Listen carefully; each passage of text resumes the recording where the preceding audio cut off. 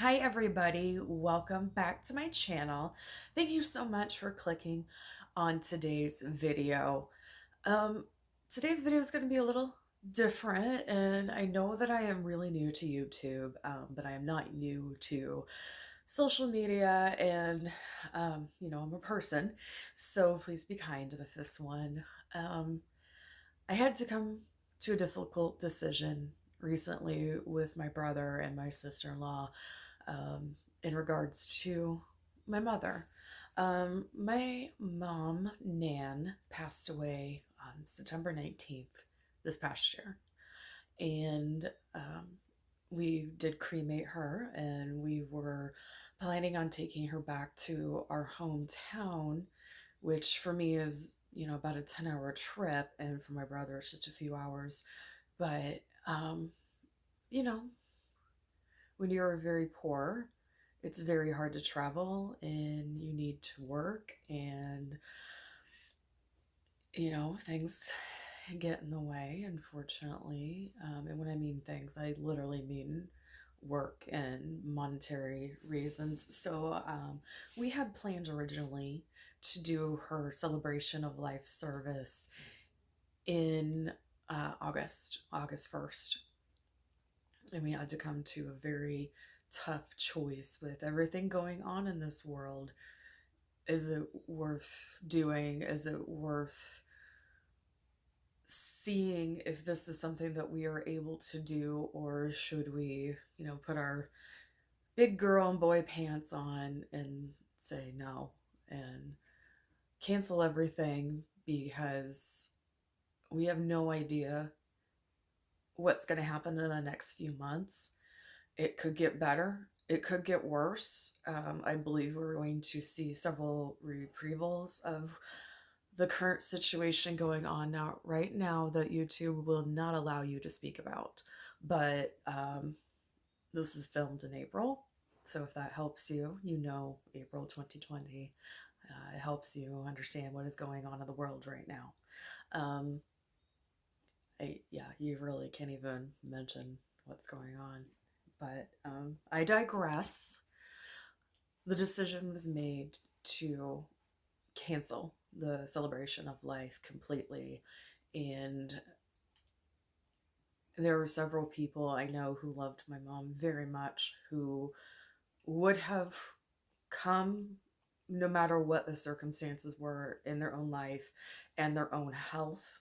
And my mom was not that person. She would never want anybody to put a celebration of life in front of their own health and well-being, and neither would we. So the choice was made, and it was the only choice. It was the only logical choice to make.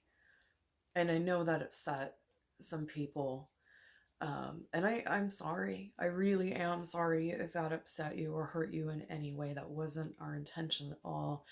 Rest assured that mom will be eventually making her way back to be next to dad. Um, but that will happen as it's possible. It's not really a good idea to travel right now. And I don't know when I'm going to be able to afford to go out there, especially now, especially not being able to work and being completely unemployed, but having bills to pay. Um, I'm not the only one in this position, but I am her daughter. So we got to keep that in mind, that funerals are about the people who are left. And it is important to share your memories and, say your goodbyes to people that you love. I am very different on the ways that I do it, but I do understand and respect that other people really do need that ceremony, that funeral, to be able to feel like there's closure. And I wish I could provide that for you, but this is just not going to be an instance where we can safely. And I'm sorry. but it's, it's for the best for everybody involved. And, you know, I hope you have good stories of my mom. My mom was a very tough, kind, wonderful person. There will never be enough time to sum up how I felt about her and still feel about her. There's never going to be one single thing that will ever do it justice.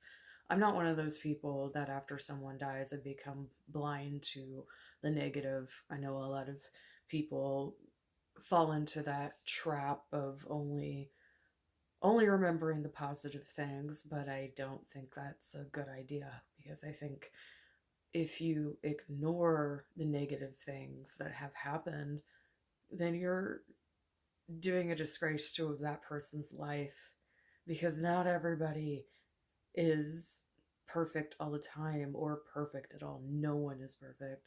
We all have our moments, we all have our downfalls. While I don't dwell on them at all, I've become the person that I am because of those situations that were very tough growing up. And I don't blame anybody for that. It was a circumstantial thing that happened with growing up with a mom who was very mentally ill. And now knowing that she probably wasn't mentally ill at all, she probably just had a bunch of strokes and nobody was catching it. That's the real tragedy about all of this stuff. My mom was diagnosed with having a nervous breakdown uh, when she was in her 20s. And she told me that she had to relearn how to walk and read. And, the more that she told me about it later on in life and the more I learned about it, I'm like, there's no way that was a nervous breakdown. She was having strokes and she was being misdiagnosed. And when she had her doctors in the other state that she lived in her primary residence up until the last few years of her life, nobody had done brain scans. They were just diagnosing her with things and never checking to see what was going on.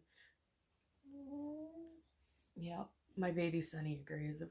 That's the tragedy, because the first stroke that I knew of that she had a couple years ago, they told me that she's had some massive strokes in her past, and that caused dementia, that caused issues with emotions and mentality and mental illness and on and on and on and on. And she never got treated for those things. And some people really dropped the ball.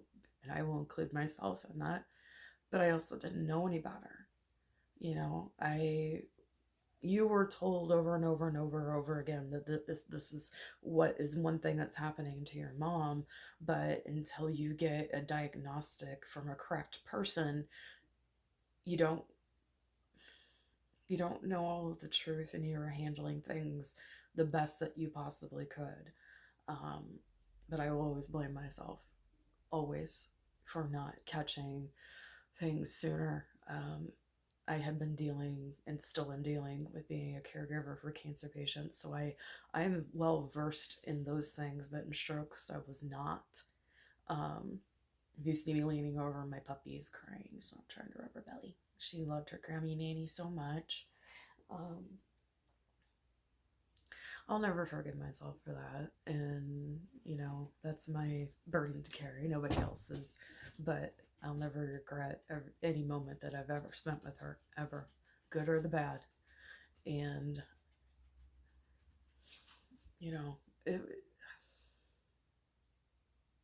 I hope that people will take this opportunity, especially with someone who's a little bit older. Sorry about the barking. To get a correct diagnosis for your family member or your loved one and advocate for them. You might have been told one thing for so long, real, check and see when the last time that X, Y, and Z ever happened. If I hadn't moved my mom out of the state that she was in, and unfortunately the small town that she was in, she never would have gotten the care that she desperately needed. And I honestly believe if she had been in her small town with the things that had happened previously, she never would have made it. I was given a wonderful, wonderful gift of having her live with me up until in her being independent, but a little bit away from me, and having an amazing, fun, and productive life while she was here with me. And I honestly believe with every fiber in my being that she wouldn't have made it if she had been in that small town. And I ask you all to advocate for your loved ones. And that means reevaluating. If that means getting another opinion, get another opinion. Um, Talk to your doctors, talk to your family doctors or whatever, whoever is in charge medical wise for your loved one. Talk to them and ask them the questions of when the last time they had a brain scan, when's the last time they had an MRI, when's the last time they had their cholesterol, blood pressure checked, oxygen checked, when, you know, when have they had a stress test? Check all those things. It's really important. And, it is what it is, but I wonder if we would have had those, if we would have gotten a little more time. I don't know. But I don't look at the time that I had as anything less than an amazing gift. And it was. And I don't regret a single moment of it. Not one moment. Um, I just wish I could have done better for her. So, also make sure that you understand what your loved one's wishes are: life support, living will, whatever you want to call it, do not resuscitate orders, funeral orders. Please, I know as hard as that is, sit down and get it done, and get it done for yourself. Because I went through it once with my dad, and he had nothing written down that we had access to. And we had to do a lot of guessing. And I'm glad I didn't have to do that with my mom.